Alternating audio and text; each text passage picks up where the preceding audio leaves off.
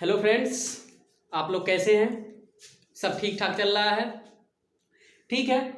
आज हम लोग स्टार्ट करेंगे टॉपिक ब्लड कंपोजिशन के बारे में बात करेंगे हम आपके सामने। ब्लड कंपोजिशन में हम लोग पढ़ चुके थे। इसके पहले ब्लड के अंदर जो भी चीज़ था हमने बताया था। आज हम लोग ब्लड कंपोजिशन एक बार रिवाइज कर दे रहे हैं आपको। हमने पढ़ा था कि ब्लड दो कंपोनेंट से मिलके बना होता है, प्लाज्मा और ब्लड कैप्सूल से मिलके हमारा ब्लड क्या होता है, बना होता है। प्लाज्मा जो होता है, परसेंटेज होता है प्लाज्मा का ब्लड में, हमने बताया था 55%, और ब्लड कैप्सूल्स की परसेंटेज होती है 45%। ठीक है। तो the main part of the blood is blood cell. The main component of our blood is blood corpuscles या ब्लड सेल। तो हमने बताया तो जो ब्लड कैप्सूल्स हैं वो तीन भागों में हमने डिवाइड किया था, आरबीसी, डब्ल्यूबीसी और प्लेटलेट्स। हमने बताया था आरबीसी को एरिथ्रोसाइट कहते हैं, डब्ल्यूबीसी को ल्यूकोसाइट कहते हैं, और प्लेटलेट्स को हम थ्रोम्बोसाइट के नाम से जानते हैं। ये पिछली वाले वीडियो में हमने बात कर लिया था। इसके बाद हम बताया था, और डब्ल्यूबीसी को हमने दो पार्ट में डिवाइड किया था, ग्रेनुलोसाइट और एग्रेनुलोसाइट। हमने बताया था जो ग्रेनुलोसाइट हैं उनके वो 3 कंपोनेंट से मिलके बने होते हैं, एसिनोफिल्स, बेसोफिल्स और न्यूट्रोफिल से। और ग्रेनुलोसाइट 2 कंपोनेंट होते हैं, मोनोसाइट एंड लिम्फोसाइट। तो ये सब चीज़ें हम पिछले वाले वीडियो में बात किए थे। तो आज हम ब्लड कंपोजिशन का प्लाज्मा के बारे में बताने जा रहे हैं आपको कि ब्लड कंपोनेंट्स के अंदर प्लाज्मा का कलर क्या होता है, प्लाज्मा के अंदर कौन कौन से कंपोजिशन होते हैं, वाटर की परसेंटेज क्या होती है, प्रोटीन का परसेंटेज क्या होता है, कौन कौन से प्लाज्मा के अंदर प्रोटीन पाए जाते हैं। ये सब चीज़ों का आज हम लोग बात करेंगे। तो ले चलते हैं आपको ब्लड का जो कंपोनेंट्स है प्लाज्मा, उसके बारे में बात कर रहे हैं। तो हम बोर्ड पे लिख दिए हैं कुछ पॉइंट, आप लोग राइट डाउन कर लीजिए, इसको एक्सप्लेन कर देना है। तो प्लाज्मा जो होता है वो स्लाइटली एल्केलाइन होता है, स्लाइटली एल्केलाइन होता है, जिसका पीएच क्या होता है, 7.4 होता है। यह नॉन लिविंग इंट्रासेलुलर सब्सटेंस होता है। सबसे अच्छी बात है प्लाज्मा। सर जी प्लाज्मा को हम देखे नहीं है, कैसा होता है प्लाज्मा? तो प्लाज्मा को आप बहुत दर्शन कर सकते हैं। जैसे आपका मान लीजिए हाथ यहाँ से कट गया, मान लीजिए यहाँ से हाथ आपका कट गया, तो कटने के बाद जो ब्लड का फ्लो होता है 2 या 3 मिनट में ब्लड क्या होता है, क्लॉटिंग हो जाती है। तो ब्लड जब क्लॉट हो जाता है तो उसके बाद जो पंछा नहीं आता है पानी की तरह, लगभग पेल येलो कलर शो करता है, भूसे की तरह वो कलर दिखता है, वो पानी होता है, उसी को हम प्लाज्मा कहते हैं। क्या कहते हैं? प्लाज्मा कहते हैं। दिमाग में डायग्राम बन गया कि प्लाज्मा क्या होता है। यानी जब ब्लड बहता है तो 2 या 3 मिनट के बाद क्या होता है, ब्लड क्लॉटिंग हो जाती है। अब ब्लड क्लॉटिंग होने के बाद जो पानी की तरह पंछा निकलता है, भूसे का कलर यानी पेल येलो कलर शो होता है, उसी को हम क्या बोलते हैं, प्लाज्मा, जिसकी परसेंटेज होती है ब्लड में 55%। ठीक है। तो हमने बताया इसका अगर देखा गया, पीएच चेक किया गया, पीएच का मतलब होता है पावर ऑफ हाइड्रोजन। पीएच देखा गया तो इसका पीएच जो है स्लाइटली एल्कलाइन था, 7.4 था। हमने बताया था पेल येलो कलर का होता है। प्लाज्मा का कलर क्या होता है, पेल येलो होता है। इसमें वाटर की जो परसेंटेज होती है 90 to 92% होती है, और प्रोटीन पाया जाता है 7 से 8% प्रोटीन पाया जाता है प्लाज्मा के अंदर। प्लाज्मा के अंदर प्रोटीन कितना होता है, 7 से 8% प्रोटीन। तो प्लाज्मा के अंदर जो प्रोटीन होते हैं वो कहाँ सिंथेसाइज होते हैं, कहाँ बनते हैं, लीवर के अंदर। सबसे जहर लाइन है, इस बात को याद कर लो। तो all protein synthesize in liver except globulin protein. एक ग्लोब्यूलिन जो प्रोटीन है ये लीवर के अंदर सिंथेसाइज नहीं होता है। बाकी इसको छोड़ के जितने भी प्रोटीन हैं वो लीवर के अंदर सिंथेसाइज हो जाते हैं। ठीक है। तो लीवर क्या करता है, प्रोटीन को सिंथेसाइज करता है।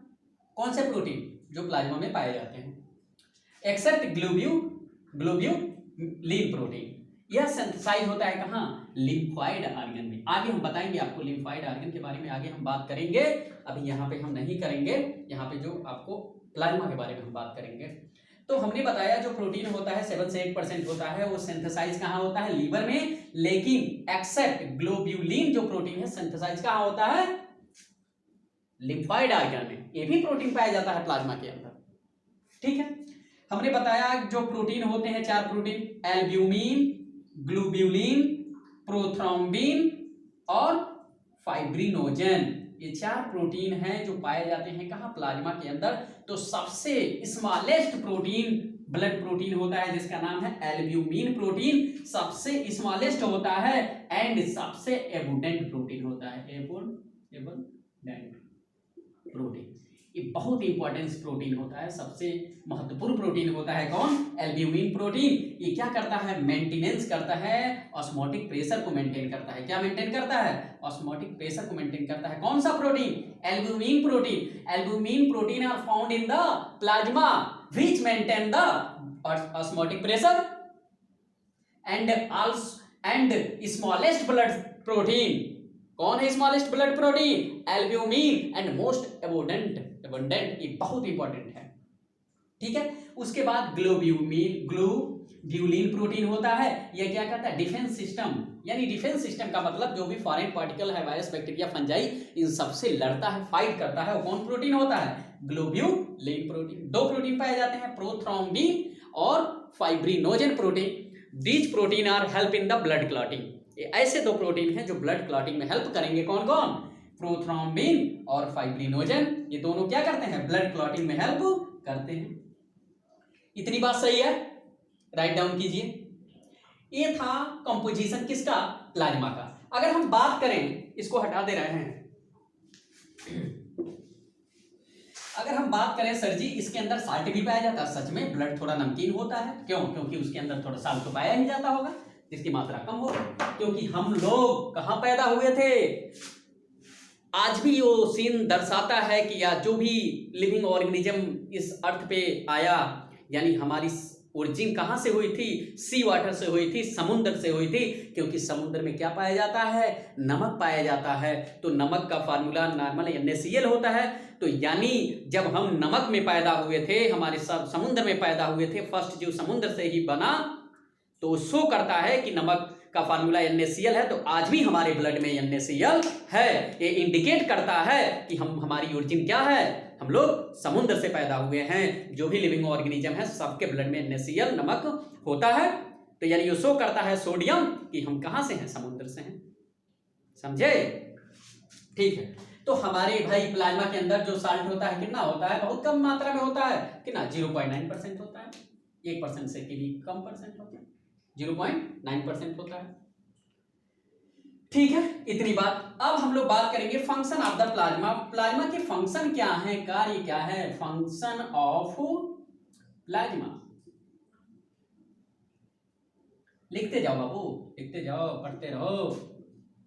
फंक्शन ऑफ प्लाज्मा, सबसे पहली बात है, जितने भी मटेरियल ये होते हैं ब्लड के अंदर, ये ट्रांसपोर्ट में हेल्प करता है। यानी transport of material, transport of material, लिखते रहो मेरे साथ। दूसरा, ट्रांसपोर्ट ऑफ मटेरियल। दूसरी बात, it also carry blood protein, वो तो हम आपसे बात किए हैं, ठीक है।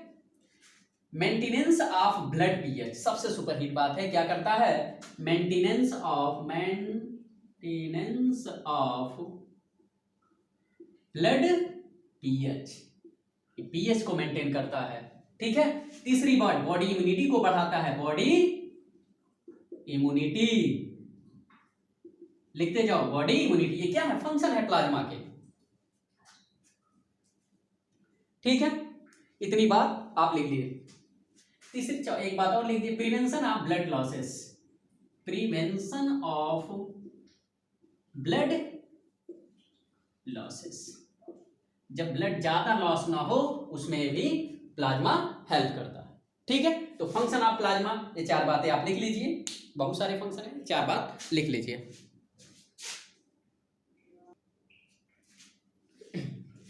तो अब हम लोग बात करेंगे आरबीसी के बारे में। इसके पहले हमने प्लाज्मा के बारे में बात किया, उसके फंक्शन के बारे में बात किया और कंपोजिशन के बारे में बात किया। अब हम लोग बात करेंगे आरबीसी के बारे में। आरबीसी जो हमारे जो मेन ब्लड सेल होता है वो क्या होता है? आरबीसी, डब्ल्यूबीसी और प्लेटलेट्स। तो आरबीसी की बात करेंगे।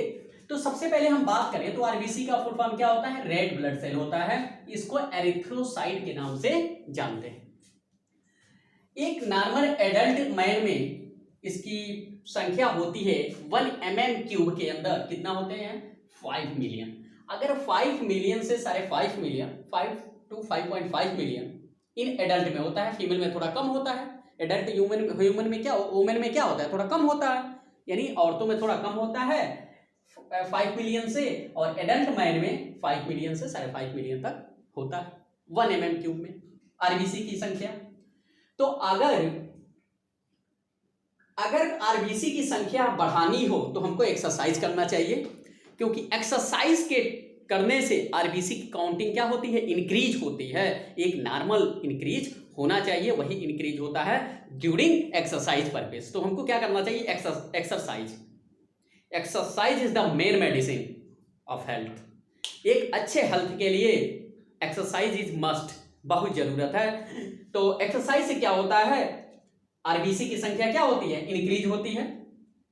तो काउंट इंक्रीजेस ड्यूरिंग एक्सरसाइज और हाई एल्टीट्यूड। अगर वो अब ज्यादा हाइट पे चढ़ते हैं उस समय भी आरबीसी की संख्या बढ़ती जाती है।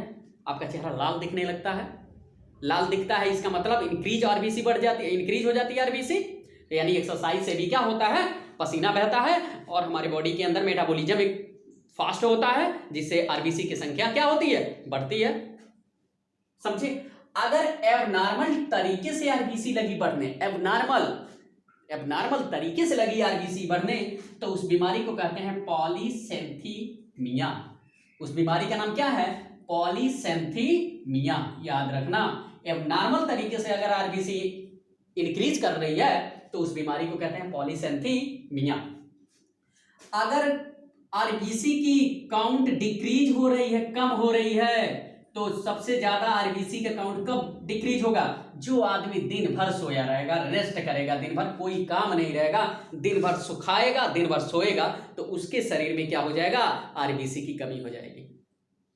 कोई काम ही नहीं कर रहा है, उसकी मेटाबॉलिक एक्टिविटीज वर्क ही नहीं कर रहा है, दिन भर सोया हुआ है, तो eight the time of the sleeping the counting of RBC is decreases. समझे। यानी स्लीपिंग के टाइम, रेस्ट के टाइम और एमसी के टाइम, जो फीमेल में एमसी आता है पर मंथ, हर महीने मेंस्ट्रुएशन साइकिल जो चलती है, उसमें क्या होता है, आरबीसी लॉस होता है। यानी फीमेल के केस में हम बात करें हर मंथ, तो एमसी साइकिल, स्लीप, और जो आदमी ज्यादा सोता है या ज्यादा आराम करता है, उसमें आरबीसी की काउंटिंग क्या होती है, घटने लगती है। अगर वो आरबीसी एबनॉर्मल तरीके से लगी घटने, तो उस बीमारी को कहते हैं एरिथ्रोसाइटोपेनिया। कौन सी बीमारी, एरिथ्रोसाइटोपेनिया। यानी abnormal decrease of RBC is called erythrocytopenia disease and abnormal increase of RBC is called polycythemia disease। समझे। तो आरबीसी का एबनॉर्मल बढ़ना या एबनॉर्मल घटना दोनों हमारे लिए क्या है, घातक है। तो हमको क्या करना चाहिए, नॉर्मल एक्सरसाइज करना चाहिए, उससे हमारी आरबीसी क्या होगा, मेंटेनेंस रहेगा। ठीक है, ज्यादा सोना नहीं है, मेटाबॉलिक एक्टिविटीज दिन भर वर्क करोगे, मेटाबॉलिक एक्टिविटीज करते रहोगे, हमारी बॉडी के अंदर मेटाबॉलिक एक्टिविटीज अच्छा होगा, तो हमारी हेल्थ अच्छा रहेगा और हम क्या रहेंगे, स्वस्थ रहेंगे। ठीक है। दूसरी बात, अगर हम लाइफ स्पैन की बात करें तो आरबीसी का लाइफ स्पैन 120 डेज होता है, और इसका साइज यानी डायमीटर की बात करें आरबीसी की, तो 7 से 8 माइक्रोन की डायमीटर होती है आरबीसी की। सबसे लार्जेस्ट आरबीसी किसमें पाई जाती है, तो एम्फीबियन में पाई जाती है, और सबसे स्मॉलेस्ट आरबीसी पाई जाती है मैमल्स में। ठीक है, इतनी बात हो गई। आगे चलते हैं थोड़ा। ठीक है, हटा दें, हटा दें।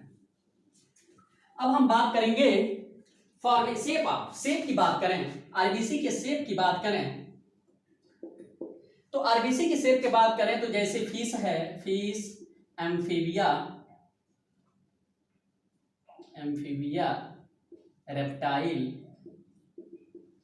बर्ड्स, इसका जो शेप होता है आरबीसी का ओवल शेप का होता है। किस शेप, ओवल शेप होता है, बाई कॉन्वेक्स होता है, बाई कॉन्वेक्स होता है ओवल शेप का, और बाई कॉन्वेक्स होता है, और न्यूक्लिएटेड होता है। सबसे सुपरहिट बात है न्यूक्लिएटेड, यानी न्यूक्लियस प्रेजेंट होता है इनके मैच्योर आरबीसी में। फिशेस के, एम्फीबिया के और रेप्टाइल के, बर्ड्स के जो शेप होता है ओवल होता है, बाई कॉन्केव होता है, और इनके आरबीसी के अंदर न्यूक्लियस पाया जाता है, न्यूक्लिएटेड होता है। लेकिन अगर हम बात करें मैमल्स के अंदर, मैमल्स उसे कहते हैं जो अपने बच्चे को क्या पिलाते हैं, दारू पिलाते हैं, दूध पिलाते हैं, उसे क्या कहते हैं? मैमल्स कहते हैं। यानी मैमल्स का जो आरबीसी का शेप होता है वो क्या होता है? बाइकॉन्केव होता है। सबसे जहर लाइन लिख लो, बाइकॉन्केव।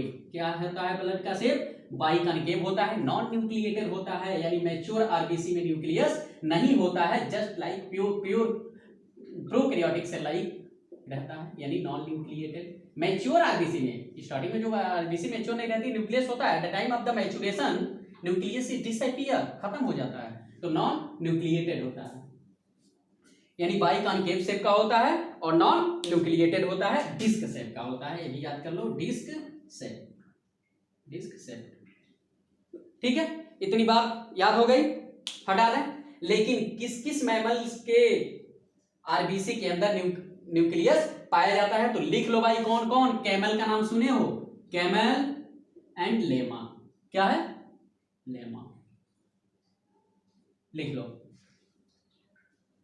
कैमल और लेमा के आरबीसी के अंदर क्या पाया जाता है? न्यूक्लियस पाया जाता है, न्यूक्लियस पाया जाता है।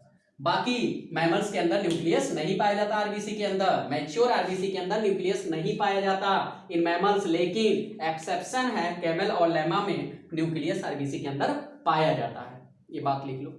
दूसरी बात हम बात करें फॉर्मेशन की, हटा दें इसको। अगर हम बात करें आरबीसी का फॉर्मेशन कहां होता है? बोन मैरो में होता है। कब? सबसे सुपरहिट बात है। बात करें अगर फॉर्मेशन ऑफ आरबीसी की हम बात करें, फॉर्मेशन ऑफ आरबीसी सबसे सुपरहिट बात है, ध्यान देना। जब बच्चा 3 से 5 महीने का होता है, 3 महीने से लेके 5 महीने का होता है, ठीक है, 3 महीने से लेके 5 महीने का होता है, तो उसका आरबीसी कहां बनता है? लीवर और स्प्लीन में, स्प्लीन। लेकिन जब 5 महीने से लेके उसके पूरे लाइफ टाइम यानी डेथ तक कहां बनता है? बोन मैरो में बनता है, बोन मैरो। सबसे जहर लाइन मैरो, बोन मैरो। यानी जब बच्चा 3 से 5 महीने का होता है तो ब्लड का फॉर्मेशन लीवर और स्प्लीन में होता है, और जब बच्चा 5 महीने से डेथ कंडीशन यानी मरते दम तक, 5 महीने से लेके जब तक मरेगा, या उसके शरीर में ब्लड का फॉर्मेशन कहाँ होगा? बोन मैरो में। कहाँ? बोन मैरो, हड्डियों के बीच में। बोन मैरो मींस हड्डियों के बीच में ब्लड का फॉर्मेशन होता है। और जब बच्चा 3 वीक का होगा, 3 वीक से लेके 3 महीने के बीच में जो उसका ब्लड का फॉर्मेशन होगा वो यॉर्क सेल में होता है। कहाँ होता है? मेजोडर्मल यॉर्क सेल में होता है। ये बात आप याद रखना, मेजोडर्मल ऑफ यॉर्क सेल में होता है। कब? जब बच्चा 3 वीक्स का होता है, तो उसके शरीर में आरबीसी कहाँ बनता है? यॉर्क सेल में होता है, मेजोडर्मल ऑफ यॉर्क सेल। जब बच्चा कितने दिन का होता है? 3 वीक्स का होता है। तो ठीक है। एक सबसे सुपरहिट बात, आरबीसी के लिए विटामिन B12 होता है। सबसे ज्यादा आरबीसी बढ़ता है। Vitamin B12 are found in the dahi में। दही में विटामिन B12 सबसे ज्यादा पाया जाता है। अगर आप दही का सेवन करते हैं तो आपको विटामिन B12 मिलेगा, और B12 क्या करता है? आरबीसी के फॉर्मेशन में हेल्प करता है। ठीक है। दूसरी बात, इतनी बात समझ में आ गया। अब हम बात करें कि आरबीसी का फॉर्मेशन होगा, डिस्ट्रॉय कहां होता है? डिस्ट्रॉय बताओ ना। डिस्ट्रॉय ऑफ आरबीसी, स्प्लीन कहां होता है? स्प्लीन प्लीहा में। आरबीसी का डिस्ट्रॉय खत्म कहां होता है? स्प्लीन में। इसीलिए कहा जाता है स्प्लीन को गैब्रियॉड ऑफ द आरबीसी, या आरबीसी का क्या है? कब्रिस्तान है। कौन? स्प्लीन। तो इसीलिए आरबीसी कहां जाके मरता है? स्प्लीन में। और स्प्लीन को गैब्रियॉड ऑफ द आरबीसी कहा जाता है, कब्रिस्तान कहा जाता है आरबीसी का। और लीवर में भी होता है, स्प्लीन एंड लीवर में। ठीक है। इतनी बात। फंक्शन क्या है भाई? फंक्शन क्या है? आरबीसी का मेन फंक्शन होता है transport oxygen and CO2, transportation of oxygen and CO2 कहा जाता है। कहा नहीं जाता है, बात सही है कि एक आरबीसी क्या करता है? आरबीसी के अंदर क्या पाया जाता है? हीमोग्लोबिन पाया जाता है, और एक हीमोग्लोबिन के मॉलिक्यूल ऑक्सीजन के 4 मॉलिक्यूल को एक साथ क्या करता है? बाइंड करता है। और यही ऑक्सीजन क्या करता है? ऑक्सीजन जाता है ग्लूकोज से क्या करता है, C6H12O6 ग्लूकोज से रिएक्शन करता है। हमारे क्या होता है साइटोप्लाज्म के अंदर, माइटोकॉन्ड्रिया के अंदर ग्लाइकोलिसिस होती है। ग्लाइकोलिसिस साइटोप्लाज्म में होता है। वहां पे क्या होता है, ग्लाइकोलिसिस के बाद क्या होता है, हमको पायरुविक एसिड बन जाता है। जब ग्लूकोज का ग्लाइकोलिसिस हो जाता है साइटोप्लाज्म में, तो कहां चला जाता है, माइटोकॉन्ड्रिया के मैट्रिक्स में क्रेब्स साइकिल चलती है, वहां पे एटीपी का फॉर्मेशन होता है, तो एनर्जी मिलती है। यानी यही आरबीसी के अंदर जो हीमोग्लोबिन होता है ऑक्सीजन को पकड़ के ऑक्सीडेशन करा के और क्या पैदा करता है, एनर्जी। तो यही ट्रांसपोर्ट करता है ऑक्सीजन एंड CO2 का, एनर्जी का भी फॉर्मेशन होता है और बनता है CO2 प्लस वाटर हो जाता है और प्लस हमको 38 ATP एनर्जी मिल जाती है।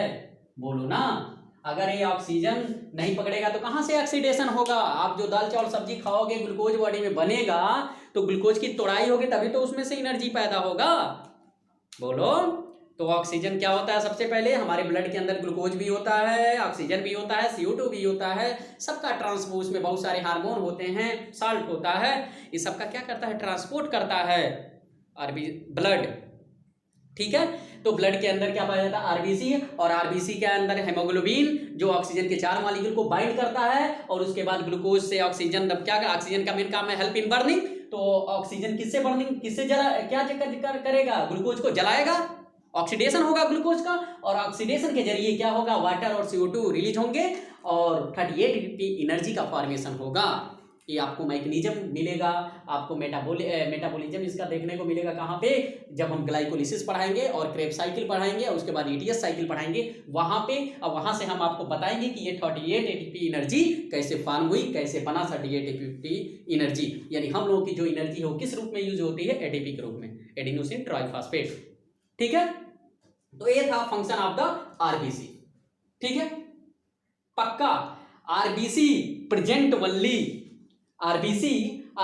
Only in vertebrate. ये सबसे जहर लाइन है, एक बात लिख लीजिए कि आरबीसी किसमें प्रेजेंट होता है, इन वर्टिब्रेट के अंदर। सही है, लिख नहीं रहे हैं, बोल दे रहे हैं RBC present only in vertebrate. हटा दें इसको, अब हम बात करेंगे किसके बारे में, WBC के बारे में। हटा दे रहे हैं, अब लिखते रहो, टाइम नहीं है। ठीक है, अब हम बात करेंगे WBC के बारे में।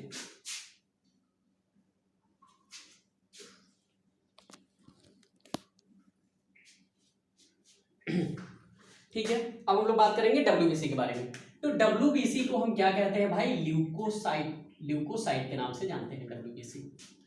अगर हम बात करें WBC की जो काउंटिंग है, नंबर है जो प्रेजेंट होता है 1 mm³ ब्लड में 6000 से 8000। अगर इतना नॉर्मल पर्सन के अंदर 1 mm³ में अगर 6000 से 8000 है और WBC की नंबर, तो सही है, नॉर्मल है, कहती है सही है।